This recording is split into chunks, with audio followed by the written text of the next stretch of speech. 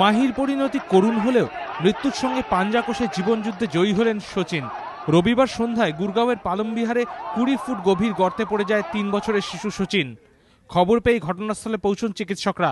গর্তের ভেতর পাইপ দিয়ে অক্সিজেনের ব্যবস্থা করা হয়, নামানো হয় সিসিটিভি ক্যামেরা। তারপর ঘন্টা দেড়েকের চেষ্টায় গর্ত থেকে উদ্ধার করা হয় 3 বছরের সচিনকে। बच्चा नीचे 20-22-25 फुट के गहरे के अंदर 15 उसके अंदर उसको खुदाई थोड़ा करके नीचे खुदाई करके उस बच्चे को आराम से सेफ निकाल रहा है। बच्चा बिल्कुल ओके है। अगर थोड़ी सी मिस्टेक हो सकता है उसमें मिट्टी गिर के मर सकता था बच्चा, इसलिए पूरा एहतियात बरता गया और एक सुरंग बनाई गई वहां तक जहां तक बच्चा फंसा हुआ था। सुरंग बना के बच्चे को सेफ बाहर निकाला गया। তবে সচিন প্রাণে বাঁচলেও এক্ষেত্রে ফের সামনে উঠে এসেছে প্রশাসনের উদাসীনতা। বিদ্যুতের খুঁটি পোতার জন্য 6 দিন আগে গর্ত খুঁড়েছিল বিদ্যুৎ দপ্তর, আর তাতেই পড়ে যায় সচিন। এক্ষেত্রে তার প্রাণ বাঁচলেও কিভাবে গ্রামের মধ্যে গর্ত খুঁড়ে তা না ঢেকেই রেখে দেওয়া হয়েছিল তা নিয়ে উঠছে প্রশ্ন। 6 দিন আগেই মানেসারের কাছে 70 ফুট গভীর গর্তে পড়ে মৃত্যু হয় 5 বছরের মাহির।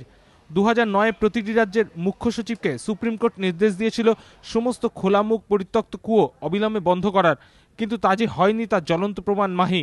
এবার সচিনের এই কাণ্ডের পর ফের সামনে চলে এলো প্রশাসনিক উদাসীনতা। এবিপি আনন্দ।